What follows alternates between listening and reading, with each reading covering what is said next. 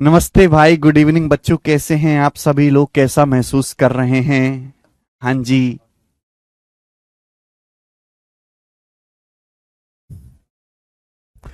Student कैसे हैं? देखिए, आपकी क्लास 4:30 बजे हुई है लाइव, क्योंकि मैं अभी ही थोड़ी देर पहले बनारस से घूम के आया हूं। बनारस से जस्ट अभी लैंड किया हूं घर पे प्राइवेट जेट में, और आपकी क्लास तुरंत लगाई है लाइव के लिए। ठीक है, देखो मेरा डेडिकेशन आप देख रहे हैं। अभी अभी एसएससी की वेबसाइट पे नोटिफिकेशन भी आया था कि आपका सीपीओ का, सिलेक्शन पोस्ट का, जेई का, सीएचएसएल का, ये सारे एग्जाम डिले हो गए हैं। अभी एग्जाम आपके जून एंड में होंगे, जून के एंड के महीने में। ठीक है ना? आपके सीपीओ का, सिलेक्शन पोस्ट का, सीएचएसएल का और जेई का जो एग्जाम है वो डिले हो गया है इलेक्शन की वजह से। हमने नोटिस डाल दिया है। टेलीग्राम चैनल जिन जिन बच्चों ने ज्वाइन कर लिया वो टेलीग्राम चैनल ज्वाइन कर लीजिए। ठीक है? मैं maths by Gagan Pratap Telegram channel का नाम है, उसपे सारी अपडेट मिलती रहती है सबसे पहले। मतलब मई के पेपर महीने में जो पेपर होने वाला था ना आपका, वो अब जून में होगा, जाके वो जून में एंड में होगा।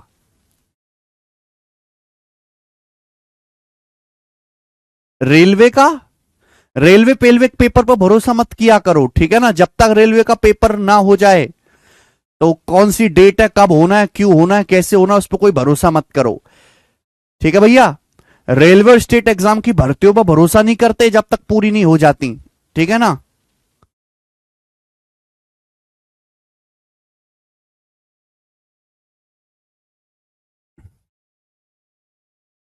ऋषभ जी को ज्यादा याद आ रही है। Sir, will CGL also delayed? CGL तो यार वैसे भी बहुत डिले, वो तो साल के आखिर में सीजल का पेपर, तो और कितना डिले करेंगे? अब अगले साल थोड़ा ना खिसका देंगे। तो सीजल में डिले होने का बहुत ज्यादा कोई चांस है नहीं। ठीक है ना?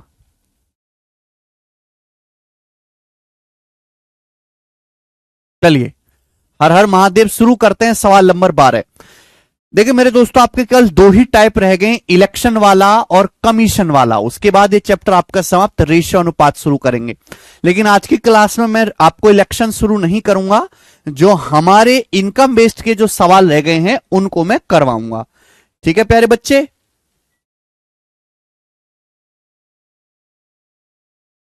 चलिए, सवाल नंबर 12, आगे चलते हैं मेरे दोस्तों नेक्स्ट क्वेश्चन की तरफ। इनकम बेस्ड हमारा टाइप चल रहा है। दो टाइप होते हैं, मैंने आपको जो पढ़ा दिया, एक सिंपल वाला और एक जिसमें रिमेनिंग शब्द आता है।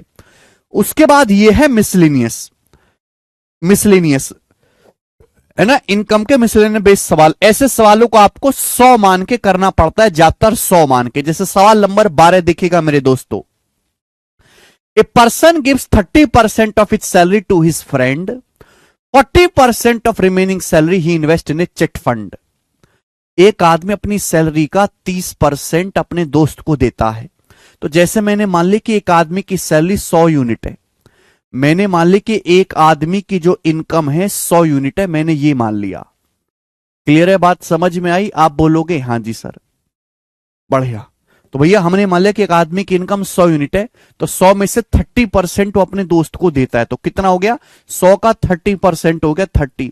ये उसने अपने फ्रेंड को दे दिया, है ना? ऐसे सवालों को 100 मान के, जब ये कोई रिमेनिंग वाला सवाल तो है नहीं मेरे प्यारे भाई, है ना? ऐसे सवालों को आपको हमेशा 100 मान के करना है। मैंने मान ली कि आदमी की इनकम 100 है, 100 में से 30 अपने दोस्त को दे दिया, तो बचा कितना? 70। अब 70 बचा। बोला क्या गया है? बोला ये गया है कि रिमेनिंग सैलरी का 40% वो चिट फंड में इन्वेस्ट करता है। रिमेनिंग का 40%, तो रिमेनिंग कितना है बेटा? 70। रिमेनिंग सैलरी कितनी? 70। अब 70 का 40% कितना होता है? 28। 28 रुपए लगाता है वो लक्ष्मी चिट फंड में। 28 रुपए चिट फंड में इन्वेस्ट करता है, तो बचा कितना? 70 में से 28 इन्वेस्ट कर दिया, तो बचा 42, 42 यूनिट बचा, बचा 42। आप बोलोगे हाँ जी सर। अब बोला रिमेनिंग इनकम में से, लाइन इंपॉर्टेंट है, कि बची हुई इनकम में से वो एक इंश्योरेंस स्कीम में और पीपीएफ में पैसा लगाता है, 4:3 के रेशियो में। बची हुई इनकम में से वो इंश्योरेंस स्कीम और पीपीएफ में पैसा इन्वेस्ट करता है 4:3 के रेशियो में। अब बची इनकम कितनी है? 42। बची इनकम 42 यूनिट है। इस 42 में वो पैसा इन्वेस्ट करता है इंश्योरेंस में और पीपीएफ स्कीम में। मेरे प्यारे भाई, ये बात ध्यान रखिएगा, ये बात ध्यान सोचने वाली है कि बची हुई इनकम को वो इन्वेस्ट करता है इंश्योरेंस स्कीम में और पीपीएफ में 4:3 के रेशियो में। 42 इनकम बची है, 42 को इन्वेस्ट करना है 4:3 के रेशियो में। तो 42 को 4:3 में कैसे ब्रेक करेंगे बताओ। 42 रुपए बचे, 42 को 4:3 में इन्वेस्ट किया है एक बीमा योजना में और पीपीएफ में। ठीक है भाई, तो टोटल कितना हो जाएगा, 4 3 7 हो जाएगा। अगर 7 की वैल्यू 42 है 6 गुना, तो 4 की वैल्यू भी 6 गुना हो जाएगी 24। यानी कि इंश्योरेंस स्कीम में कितना पैसा इन्वेस्ट किया 24, पीपीएफ में कितना पैसा इन्वेस्ट किया 3 का 6 गुना 18। तो 42 को जब आप 4:3 में ब्रेक करोगे तो 24/18 आएगा। 24/18 42 होता है, 24/18 का रेशियो 4:3 होता है। ठीक है ना, रेशियो में ब्रेक करना सीख लीजिए। अब आगे जो चीज दी है वहीं से सवाल सॉल्व होगा। सवाल क्या बोला है, if the difference between total amount invested in chit fund comma insurance scheme together and the amount he gave her friend is 19,800 रुपए, find the salary of person. बोला है जो टोटल अमाउंट उसने चिट फंड में invest किया और insurance scheme में मिलाकर इन्वेस्ट किया, जो टोटल अमाउंट उसने, ध्यान से पढ़ेंगे, पूरी ताकत से सवाल पढ़ो। यदि चिट फंड और बीमा योजना में निवेश की गई कुल राशि, भाई चिट फंड और इंश्योरेंस स्कीम में निवेश की गई कुल राशि, टोटल राशि कितनी है ये तो पढ़ो ना। Difference between total amount invested in chit fund comma insurance scheme together. Chit fund और इंश्योरेंस स्कीम में जो एक साथ टोटल पैसा इन्वेस्ट किया गया वो कितना है भाई। चिट फंड में पैसा इन्वेस्ट किया गया 28, इंश्योरेंस में 24, तो 28 + 24 कितना होता है, 28 + 24 होता है मेरे दोस्तों 52, यानी कि 52। और जो पैसा उसने अपने दोस्त को दिया और दोस्त को दी गई राशि, दोस्त को कितना पैसा दिया गया, दोस्त को पैसा दिया गया 30 यूनिट, दोस्त को पैसा दिया गया 30 यूनिट। इनका जो डिफरेंस है, इनका डिफरेंस कितना है 22 यूनिट, इनका डिफरेंस 22 यूनिट है मेरे प्यारे भाई। चिट फंड और इंश्योरेंस स्कीम में टोटल जो पैसा इन्वेस्ट किया गया 28 + 24 52, और जो पैसा अपने दोस्त को दिया गया 30 यूनिट, इनका जो डिफरेंस है 22 यूनिट। इसकी वैल्यू ही सवाल में 19,800 रुपए के बराबर दी है। इसकी वैल्यू सवाल में 19,800 रुपए दी है, कितने गुना, तो आप कहोगे सर 22 निम्मा 198 900 गुना, 900 गुना, 900 गुना।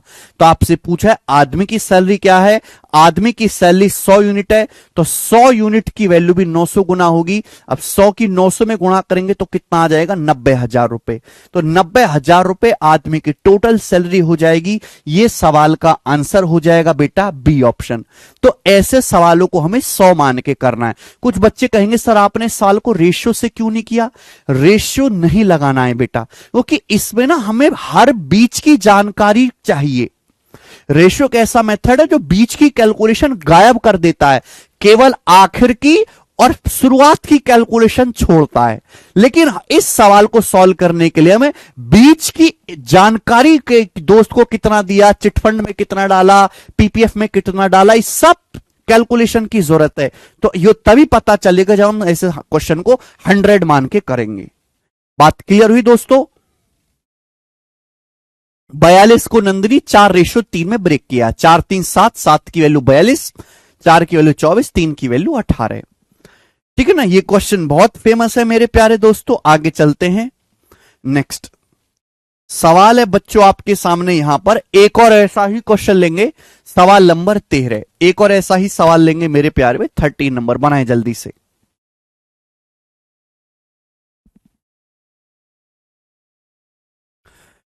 एक आदमी अपनी सैलरी का 20% खाने पे and 1/4 of remaining salary charity, और रिमेनिंग का 1/4 चैरिटी पे खर्च करता है। वो 9600 रुपए पर मंथ बचाता है, which is equal to half of the balance after spending on food.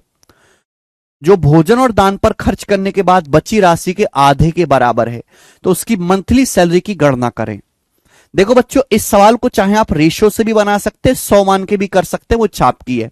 जैसे मैंने 100 मान के कर लिया कि माना आदमी की जो सैलरी है 100 है, आदमी की सैलरी 100 है, 100 का 20% वो खाने पे खर्च करता है, 100 का 20% खाने पे खर्च किया तो बचा कितना, 80 बचा। बचा कितना, 80।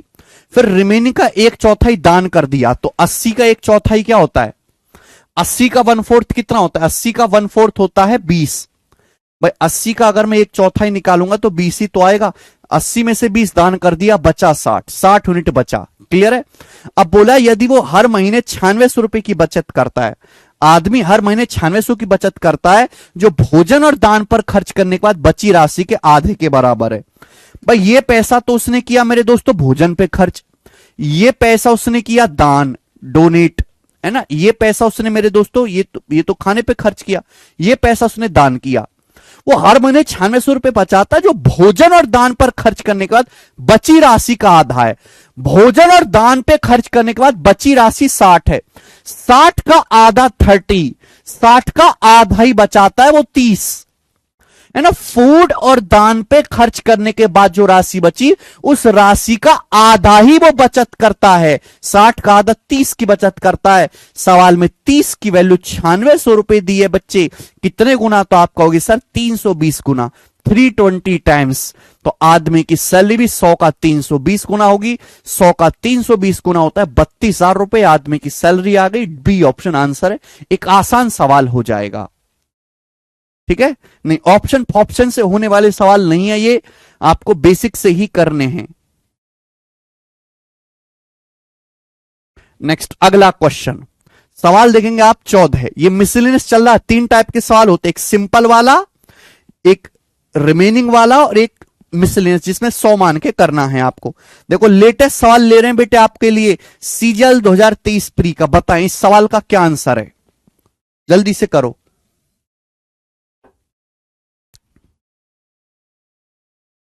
जनवरी 2022 में कीर्ति ने ईएमआई पेड की, जो उसकी मंथली सैलरी का 22% थी। रिमेनिंग सैलरी उसने शॉपिंग पे खर्च की, और शॉपिंग ऑफ ग्रोसरी और क्लोथ्स पे 7:5 के रेशियो में। 28,200 रुपए कपड़ों पे खर्च किए। फरवरी 2022 में उसकी सैलरी 16% बढ़ गई। तो आपसे पूछा है फरवरी में उसकी सैलरी कितनी थी, फरवरी में। बढ़िया सवाल।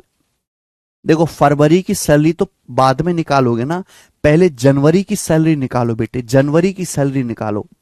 तो देखिए मैंने मान ली कि जनवरी के महीने में कीर्ति की जो सैलरी है वो 100 है। मैंने मान ली कि जनवरी के महीने में कीर्ति की जो सैलरी वो 100 है, 100। अब 100 में से सवाल में जो बोला गया वो ये बोला गया है 22% की उसने ईएमआई दे दी। 100 में से 22 की उसने ईएमआई दे दी, तो बचा 78। 100 में से 22 की ईएमआई दे दी, बचा 78। अब शेष सैलरी का ध्यान सुनिएगा, रिमेनिंग को वो किराने के सामान पर, कपड़ों पर खर्च करते 7:5 के रेशियो में। उसने कपड़ों पर 28,200 खर्च किया। अब 100 में से 22 की ईएमआई दे दी, बचा 78। अब 78 को वो खर्च करते किराने के सामान पर, कपड़ों पे 7:5 के रेशियो में, है ना। ये तो खर्च किया इसने ग्रोसरी पे, और ये खर्च किया उसने कपड़ों पे 7:5 के रेशियो में। कपड़ों पर 28,200 रुपए खर्च हुआ। तो मेरे दोस्तों 100 में से 22 की ईएमआई दे दी, बचा 78। अब 78 जो रिमेनिंग है उसको 2 हिस्सों में खर्च किया है, ग्रोसरी पर और कपड़ों पर 7:5 के रेशियो में।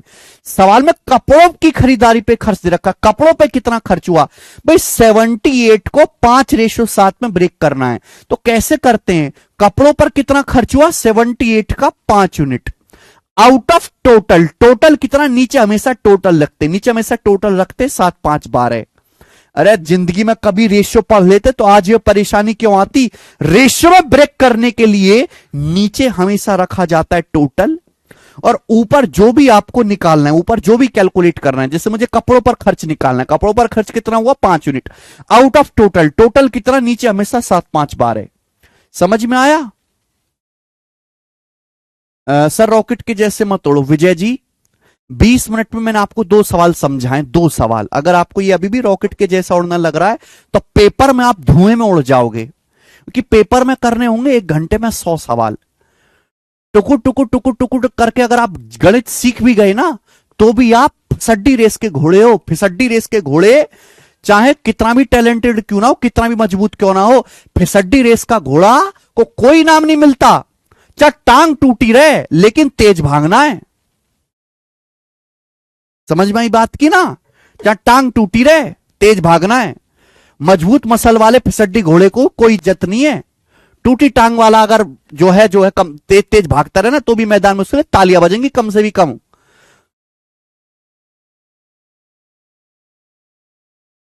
ठीक है, तो इतने इज्जत में ना गिराओ अपनी कि आप जो है इतनी स्पीड से भी ना समझ पाए। अगर आप इतनी स्पीड से भी ना समझ पाए तो इसका मतलब आप नौकरी के लिए सक्षम नहीं है। 1 साल की तैयारी में आपको फिर 4-5 साल की तैयारी चाहिए, 4-5 साल।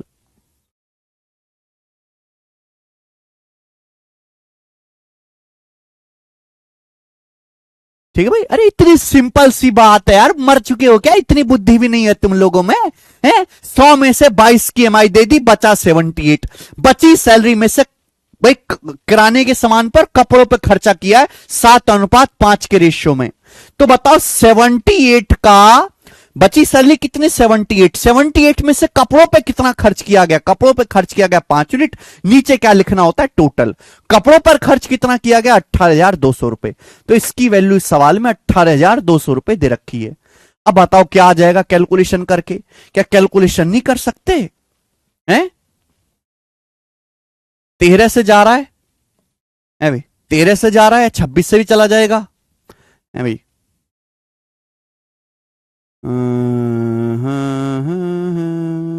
हाँ 26 से चला जाएगा 3 बार, 26 से चला जाएगा 7 बार, 140 और 6 7 42। ठीक है भाई, तो ये आ गया। यहां से 3 से 12 चला जाएगा जी 4 बार, 3 से 12 चला जाएगा 4 बार। 5 से 700 चला जाएगा जी आपका कितनी बार, या 5 की वैल्यू कितनी आ जाएगी आगे, 5/4।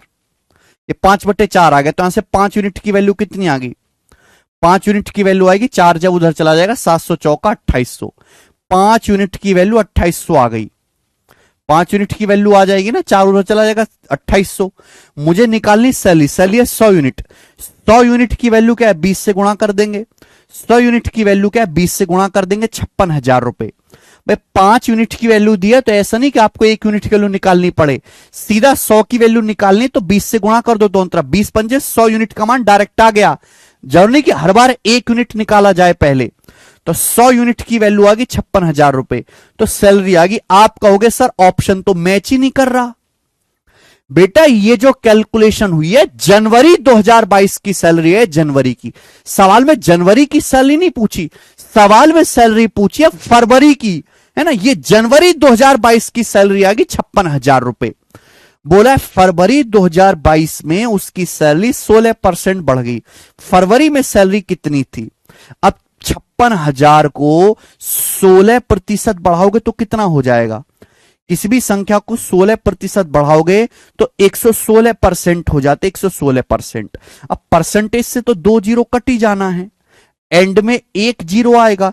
1 जीरो के बाद भी 6 36 6, 1 जीरो के बाद भी 6 इकाई का अंक बनने वाला है। आंसर आ गया डी ऑप्शन। तो सवाल का आंसर डी ऑप्शन है।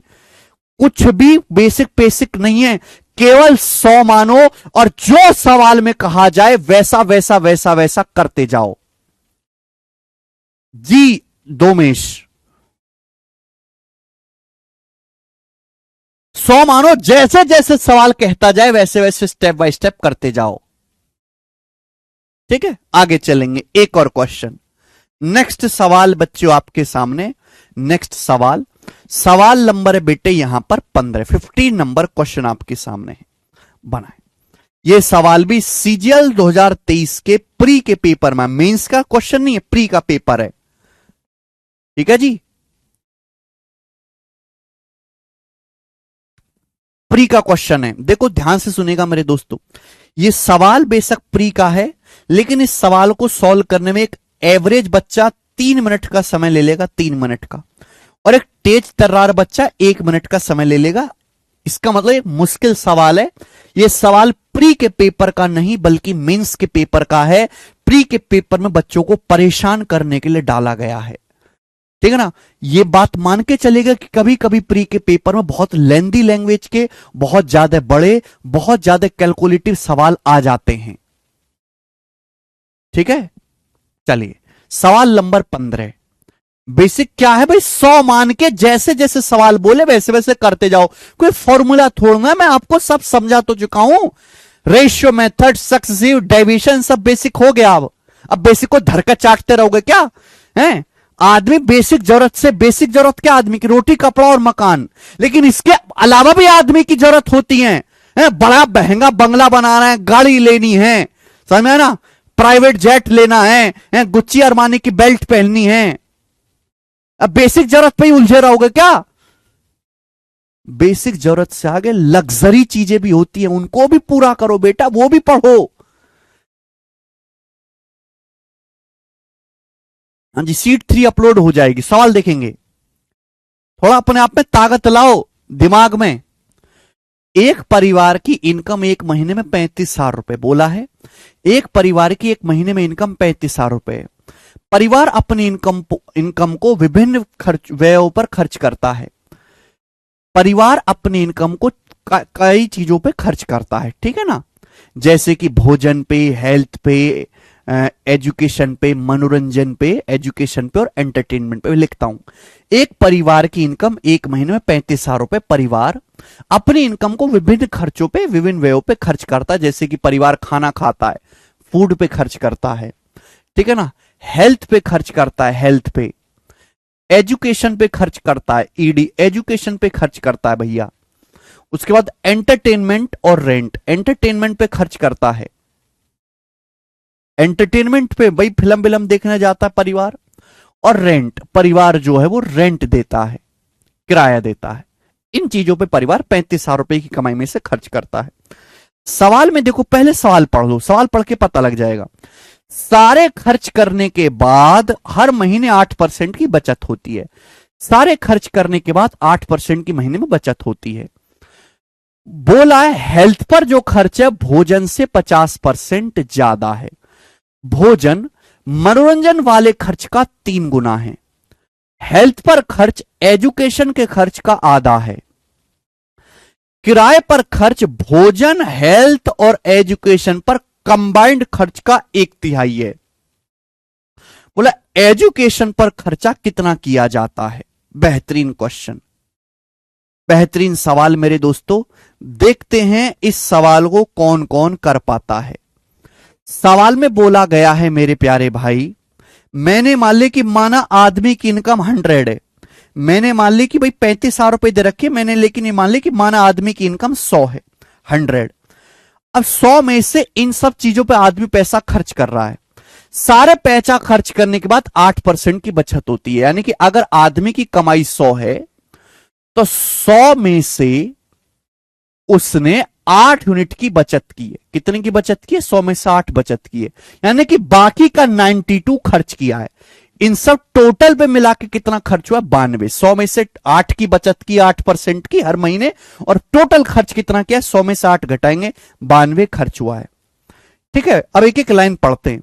बोला हेल्थ पर खर्च भोजन से 50% ज्यादा है। हेल्थ पर खर्च भोजन से 50% ज्यादा है। 50% कितना होता है? 1/2 रेशियो बन जाएगा। हेल्थ पर जो खर्च है फूड से 50% ज्यादा है। फूड पे खर्च 2 है तो हेल्थ पे 3 है। आगे बोला भोजन मनोरंजन पर होने वाले खर्च का 3 गुना है। भोजन जो है वो एंटरटेनमेंट का 3 गुना है। ठीक है, देखो फूड पे जो खर्च है वो एंटरटेनमेंट का 3 गुना है। भोजन पर जो खर्च है वो मनोरंजन पर होने वाले खर्च का 3 गुना है। अगर एंटरटेनमेंट पे 1 रुपए खर्च करते हो तो फूड पे आप 3 रुपए खर्च करते हो, ऐसा बोला गया है। रेशियो बना लेते हैं। देखो प्रॉब्लम क्या है कि यहां तो फूड का खर्चा 2 है, यहां 3 है। अब 2 और 3 अलग अलग हो गया ना, ऐसे नहीं हो सकता बेटे, ऐसे नहीं हो सकता भाई। एक तो कह रहा है कि फूड और हेल्थ का रेशियो 2:3 है। दूसरा कह रहा है कि फूड पे जो खर्च है एंटरटेनमेंट का 3 गुना है। एंटरटेनमेंट पे 1 रुपए तो फूड पे 3 रुपए है। अब यहां फूड पे 2 है या 3 है, सेम करना पड़ेगा। 2 3 का एलसीएम 6। 6 बनाने के लिए ऊपर वाले रेशियो को 3 से गुणा कर दो। 3 दूनी 6, 3 तिया 9, 3 दूनी 6, 3 तिया 9। आप बोलोगे हाँ सर 6:9। क्या आप मेरी बात को समझे? आप बोलोगे हाँ सर। भाई इसको अगर 6 बनाना है तो 2 से गुणा करनी पड़ेगी। 2 तिया 6 और ये 2 एकम 2, ये हो जाएगा 2 तिया 6 और ये हो जाएगा 2 एकम 2। ये आ गया मेरे दोस्तों। तो मैंने इन तीनों का रेशियो कंबाइंड कर लिया। आगे चलते हैं। सवाल में आगे बोला गया है हेल्थ पर जो खर्च है वो एजुकेशन का आधा है। हेल्थ पर जो खर्च है वो एजुकेशन पर होने वाले खर्च का आधा है। हेल्थ पर जो खर्च है एजुकेशन का आधा है। मैं उल्टा भी तो कह सकता हूं, हेल्थ पे खर्च एजुकेशन का आधा है। उल्टा ये है कि एजुकेशन पे जो खर्च है वो हेल्थ का दुगना है। अगर हेल्थ पे 9 रुपए खर्च हो रहा है तो ये एजुकेशन का आधा है। एजुकेशन का आधा है तो एजुकेशन पे डबल खर्च हो रहा है 18। एजुकेशन पे कितना खर्च हो रहा है? डबल खर्च हो रहा है 18। एजुकेशन पे 18 खर्च हो रहा होगा तभी तो हेल्थ पे 18 का आधा 9 खर्च हो रहा है। आप बोलोगे हां जी सर बिल्कुल सही, कोई प्रॉब्लम नहीं। आगे क्या बोला है? आगे पे बोला है किराए पर जो खर्च है, किराए पे जो खर्च है वो भोजन स्वास्थ्य शिक्षा पर संयुक्त खर्चा का 1/3 है ना। एक्सपेंडिचर और रेंट, रेंट पे जो खर्चा है वो 1/3 है। Combined expenditure food health and education, food health और एजुकेशन पे जो कंबाइंड खर्च होता है। भाई फूड पे खर्च कितना है? फूड पे खर्च कितना है? 6। हेल्थ पे खर्च कितना है? 9। और एजुकेशन पे खर्च कितना है? 18। तो 6 और 9 15 और 18 33। ये फूड हेल्थ और एजुकेशन पे कंबाइंड खर्च है। फूड हेल्थ और खर्च पे जो मिलाकर खर्च है उसका 1/3, 33 का 1/3 खर्च होता है रेंट पे। 33 का 1/3 कितना होता है? 11। तो रेंट पे खर्च होता है 11। तो आपसे पूछा गया है एजुकेशन पर कितना खर्च किया जाता है। एजुकेशन पर, एजुकेशन पर कितना खर्च किया जाता है ये आपसे पूछा गया है मेरे प्यारे भाई। चलिए बताइएगा मेरे दोस्तों क्या होगा। ये हो गया एजुकेशन पे कितना खर्च किया जाता है। ध्यान सुनेगा, देखो 100 मानने की मुझे यहां पे जरूरत पड़ी नहीं, ये रेशियो आसानी से बन गया। 100 मानने की कोई जरूरत बची नहीं, ये रेशियो यहां पे आसानी से बन गया है। क्या आपको साफ साफ दिखाई दे रहा है? क्या आपको साफ साफ दिखाई दे रहा है मेरे प्यारे भाइयों? Food health education entertainment rent सभी का मैंने रेशियो बना लिया। आपसे पूछा है एजुकेशन पे कितना खर्च हुआ। देखो टोटल कमाई कितनी है? 35,000 रुपए। परिवार की टोटल कमाई 35,000 रुपए है, 35,000 रुपीज। सवाल में बोला है सारे खर्चे पूरे करने के बाद हर महीने 8% बचत होती है। सवाल बोला हर महीने 8% बचत होती है, पूरे खर्चे करने के बाद 8% बचत होती है। तो 35,000 में से 8% बचत हो रही है, तो 35,000 में खर्चा कितना हो रहा है? 92%। यानी कि परिवार हर महीने इतना पैसा खर्च कर रहा है। परिवार हर महीने इतना पैसा खर्च कर रहा है। आप बोलोगे सर हर महीने इतना पैसा खर्च कर रहा है। अब बोला इस खर्चे में से एजुकेशन पे कितना खर्च किया गया। एजुकेशन पे, एजुकेशन पे खर्च कितना किया गया। मैंने आपको बताया कि जो भी आपको निकालना है उसे तो रखेंगे ऊपर। एजुकेशन पे कितना खर्च किया गया? 18 यूनिट। नीचे क्या रखते हैं? हमेशा टोटल। नीचे टोटल बताओ, टोटल जोड़ के क्या आ रहा है? टोटल जोड़ के आएगा 6 9 15 18 33, 33 11 44 2 46, टोटल आएगा 46, 46। ये आ गया मेरे प्यारे दोस्तों। बात समझ में आ गई? किसी को कोई परेशानी? यानी कि बेटा ये अगर टोटल खर्चा 46 है ना, टोटल खर्चा अगर 46 है तो 46 खर्चे में से 18 खर्च किया जाता है। अगर टोटल खर्चा 46 है ना तो 46 में से 18 एजुकेशन पे किया जाता है। तो ये होता है रेशियो को ब्रेक करने का तरीका। जो भी आपको कैलकुलेट करना उसे ऊपर रखो, नीचे हमेशा टोटल कर दो। ये कैलकुलेशन बहुत आसान है क्योंकि परसेंटेज से 2 जीरो कटना ही है।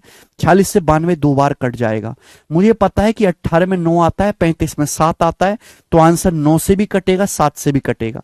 ये ऑप्शन 9 से नहीं कटता, ये ऑप्शन 9 से नहीं कटता, ये ऑप्शन 9 से नहीं कटता, ये वाला ऑप्शन 9 से कटता। ये आंसर हो जाएगा 12,600 रुपए। बात खत्म।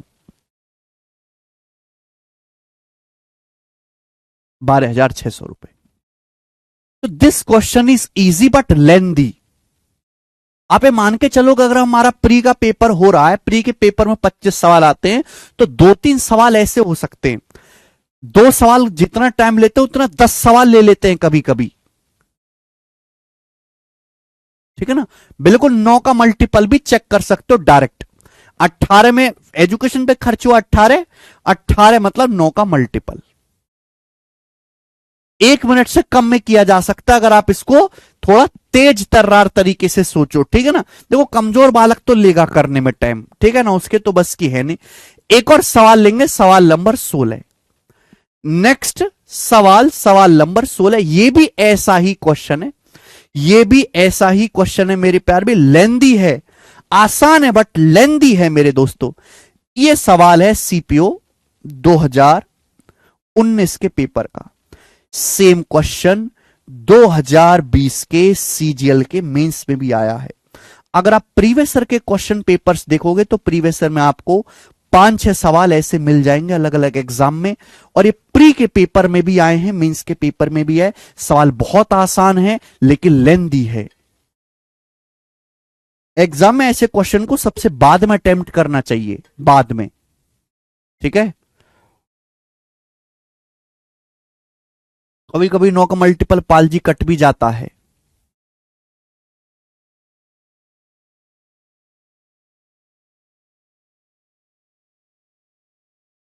ठीक है, चलिए शुरू करते हैं। बिल्कुल बेसिक सवाल है मेरे प्यार भी, दिक्कत कुछ है नहीं सवाल में, ठीक है ना। बस आपको पढ़ना है स्टेप बाय स्टेप। सवाल आपको सभी को दिखाई दे रहा है। बोला the monthly salary of a person watch 50,000 रुपए। एक आदमी की मंथली सैलरी 50,000 रुपए है। He used to spend on 3 heads personal and family expense E, taxes T, philanthropy P and rest were his savings। एक आदमी की मंथली सैलरी 50,000 रुपए है, वह इसका 3 मदों पर खर्च करता है। पहला खर्च है भैया उसका पर्सनल खर्चा है, हेड्स और पर्सनल एक्सपेंस ई। भाई आदमी का पर्सनल खर्चा भी होता है ई। दूसरा वो कर देता है टैक्स, दूसरा मेरे दोस्तों देता है टैक्स टी, दूसरा वो टैक्स दे रहा है टी। और तीसरा वो करता है फिलैंथ्रोपी पी, फिलैंथ्रोपी यानी कि परोपकार, दानवान करता है पी। और बाकी उसकी सेविंग है, ठीक है ना, और बाकी उसकी बचत होती है, बाकी बचत। तो एक आदमी अपनी कमाई में से 3 चीजों पे खर्चा करता है। एक तो उसका पर्सनल खर्चा हो गया, दूसरा टी टैक्स हो गया, और पी फिलैंथ्रोपी परोपकार दान सेवा का काम हो गया, ठीक है ना। बाकी जो है वो उसकी बचत है। सवाल में क्या बोला है, सवाल बोला है E watch 50% of income. E income का 50% है, टी ई का 20% है, पी टी का 15% है। उसकी सैलरी जब 40% बढ़ती है। अच्छा ये सब सवाल हो गया।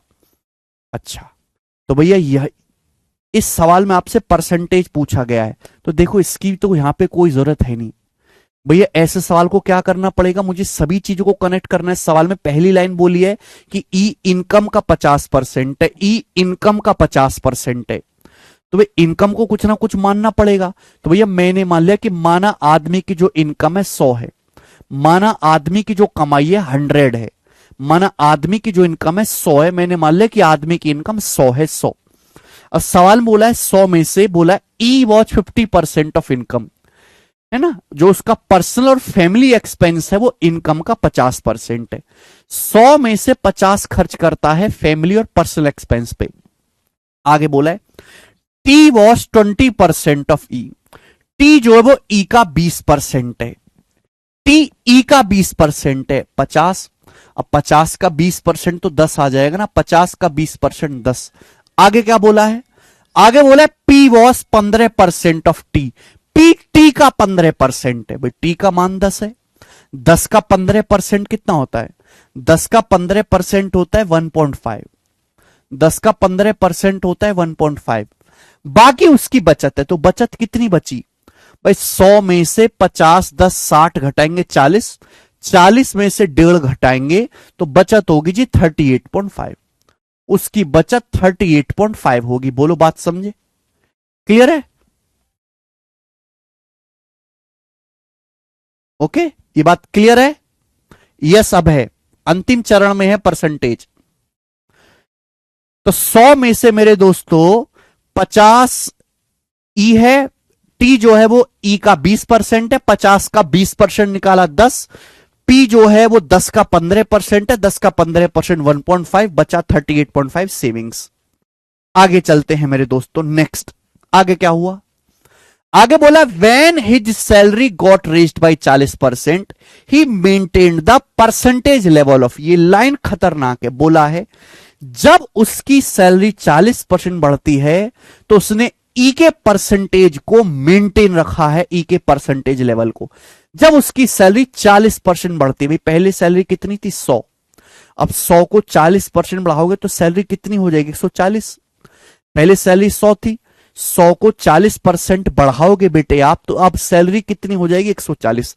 अब बंदे की सैलरी 140 हो गई, सैलरी 140 होगी, लेकिन बोला है उसने he maintained the percentage level of E, उसने ई के परसेंटेज लेवल को मेंटेन रखा, मतलब उसने ई के परसेंटेज लेवल में कोई भी बदलाव नहीं किया, उसने ई के परसेंटेज में कोई परिवर्तन नहीं किया। भाई क्या था, ई इनकम का 50% था, ई इनकम का 50% था, आज भी ई इनकम का 50% है, ई के परसेंटेज में कोई बदलाव नहीं किया गया।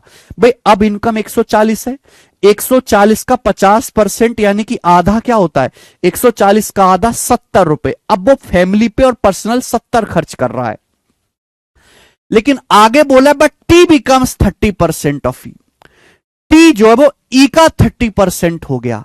अब ई है 70, 70 का 30% कितना हो गया 21, तो टी का मान हो गया जी 21, टी जो है वो ई का 30% हो गया।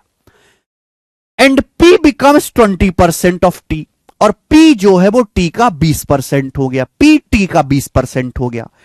टी कितना है भाई 21, 21 का 20% कितना होता है, 21 दूनी 42, 420 बटे 100 4.2, तो P जो है वो T का 20% हो गया, 21 का 20% 4.2। बाकी उसकी बचत है, तो बताओ बचत कितनी है, बचत कितनी है मेरे प्यारे भाई, तो 140 में से 70 ये घटा दिया, 70 बचा, 140 में से 70 ये घटा दिया, 70 बचा, 21 4 25.2। अब 70 में से अगर मैं 25.2 घटाऊंगा तो कितना आएगा, 25 और 35, 25 और 45 होता है 70, तो 25.2 घटाऊंगा तो कितना आएगा 44.8, 44.8 आएगा कि नहीं आएगा बताइएगा भाई। टोटल जोड़ के 140 होना चाहिए, 140 में से 70 ये खर्च हो गया, बचा 70, 21 4 25.2। अब 70 में से 25.2 आप घटाओगे तो पहले 70 में से 25 घटा लो, 45 बचा, 45 में से 0.2 और घटा लो 44.8। ये उसकी नई सेविंग है, नई सेविंग है, बोला ये गया है, तो बताओ उसकी नई सेविंग पुरानी वाली सेविंग से कितने परसेंट कम या ज्यादा है, जो नई बचत है वो पिछली बचत की तुलना में कितने परसेंट अधिक या कम है। तो बेटे जो नई बचत है वो पिछली वाली बचत से कम है कि ज्यादा है, तो हर कोई कह सकता है सर कम नहीं है ज्यादा हो गई, तो ये लेस वाले आंसर तो है नहीं, ये लेस वाले आंसर तो है नहीं, दो आंसर इनमें से होगा। अब बताओ सेविंग 38.5 से 44.8 होगी तो सेविंग बढ़ी कितनी, तो आप कहोगे सर 3, 14 में 60 गया 6, 6.3 सेविंग बढ़ गई। अब देखो दो आंसर है, एक 10% से कम है, एक 10% से ज्यादा, तो मुझे पूरी कैलकुलेशन नहीं करनी, बस मैं ये चेक कर लूंगा कि 10% किसी भी चीज का चेक करना आसान होता है, तो मैं केवल 10% चेक करूंगा। भाई 38.5 का 10% क्या होता है, 38.5 का 10% होता है ये, लेकिन ये तो 10% से ज्यादा बढ़ी है 6.3, तो सैलरी 10% से ज्यादा बढ़ी है, कम नहीं आएगा आंसर, तो 16.4% मोर इस सवाल का आंसर होना चाहिए। और ये आपके सीपीओ के पेपर का सवाल है जो डिले हो चुका है। सवाल बिल्कुल भी लेंदी नहीं, बिल्कुल भी मुश्किल नहीं है, बट थोड़ा सा लेंदी है, टाइम देके करना पड़ेगा।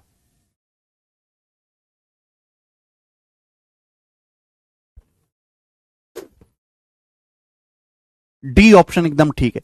कितने बच्चों को ये दोनों सवाल समझ में आ गए, दोनों सवाल बहुत ही अच्छे हाई लेवल के लंबे लंबी लैंग्वेज पे सवाल थे। हालांकि प्री में बच्चों को इतनी लंबी लैंग्वेज के सवाल करने की आदत होती नहीं है, क्योंकि प्री में सारे सवाल नहीं आते ऐसे, 25 में से 2-3 सवाल ऐसे ही आते हैं बस। ठीक है, आप ऐसा मत मान के चलिए कि बहुत मुश्किल है हमसे होगा कि नहीं होगा, नहीं, 25 सवाल अगर आ रहे हैं तो उसमें से 2 से 3 सवाल ऐसे होते हैं, वो मजबूरी है एग्जामिनर की डालना। सब हलवा डाल देगा तो सब कचरा बालक ना कर लेगा, कचरा पट्टी शामिल हो जाएगी, सब कचरा थोड़ा ना भरना बेटा वहां पे।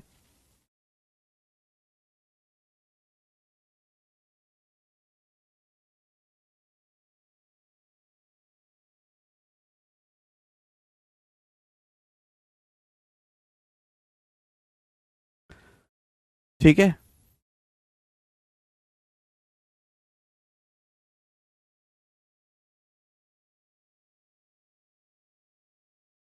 ठीक है, आ तो गया पर लेने दे, कोई बात नहीं बेटा। देखो बाकी टीचर्स तो, बाकी अध्यापक तो इन सवालों को करवाते ही नहीं है।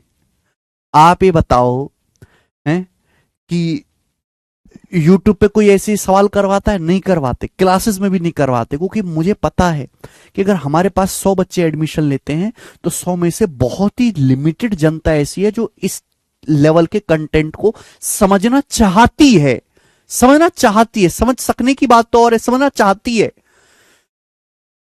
तो लेकिन उस टीचर क्या करते हैं, उस चक्कर में इन सवालों को स्किप कर देते हैं, तो जो टैलेंटेड बालक है ना, जो नौकरी ले सकता है, उसका नुकसान होता है इसमें। मुझे बच्चों की कोई परवाह नहीं है। उनकी बच्चों की परवाह है जो मेहनत करते हैं। ठीक है, आगे चलेंगे। दो सवाल, एक सवाल और है लास्ट, सवाल नंबर 17 करके बताएं, लास्ट क्वेश्चन, फिर इलेक्शन कल पढ़ाऊंगा।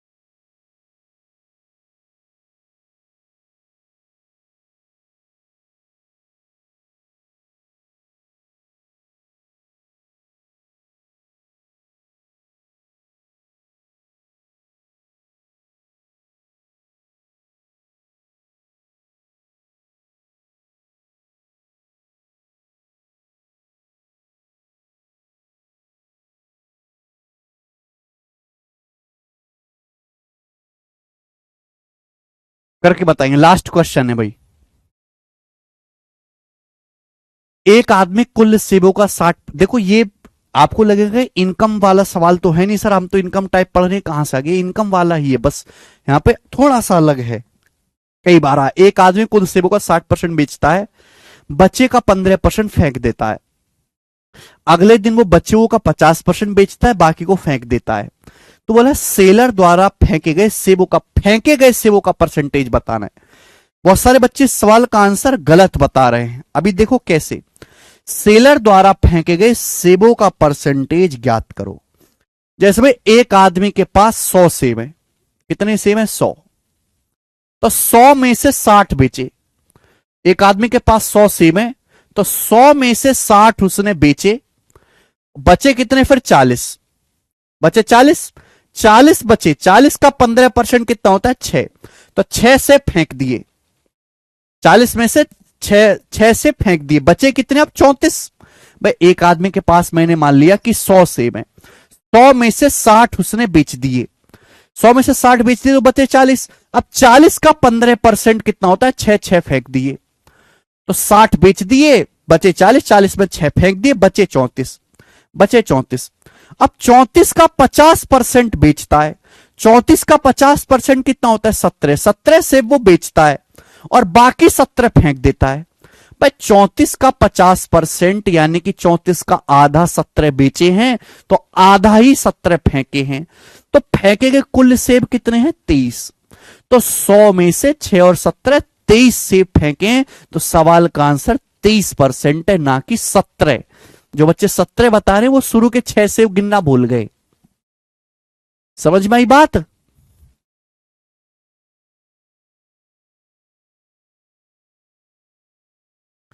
ठीक है जी। इसी के साथ एक टाइप समाप्त होता है। अब आपके परसेंटेज में 2 ही टाइप रह गए। इलेक्शन कमीशन, वो मैं आपको कल की क्लास में समझाऊंगा। 2 बच्चे सिलेक्टेड स्टूडेंट्स मिलने के लिए आ रहे हैं बहुत दूर से। ज्यादातर सीपीओ में हरियाणा के बच्चे होते हैं। सीपीओ का भी रिजल्ट आया है। एक बच्चे की रैंक 92 है, एक बच्चे की रैंक 86 है। इतनी बढ़िया बढ़िया रैंक है। तो अगर आप मेहनत से पढ़ाई करो, आपका सिलेक्शन, तो आप अगले साल हमसे मिलने आओगे। कौन कौन हमसे मिलना चाहता है पर्सनली? बहुत सारे बच्चे मिलने के लिए आते हैं हमारे पास। ये वजन जो है मेरा ऐसे ही नहीं बढ़ा है। आप 2 साल पहले के हमारा फोटो देखो, आप देखो, पहले मैं 80 किलो का था, 100 किलो का था, हो गया हूं अब। बच्चे मिठाई इतनी लेके आते हैं। पिछले 5 साल से हमने कोई मिठाई नहीं खरीदी दुकान पे जाकर, जरूरत ही नहीं पड़ी, बच्चे ले आते रहते, लाते रहते, लाते रहते। ठीक है, तो उन बच्चों से बातचीत करेंगे। ओके, हो सकता है 6 बजे वाली क्लास को थोड़ा आगे पीछे डिले करना पड़े। आज इतना ही, बाकी कल करेंगे दोस्तों। बाय।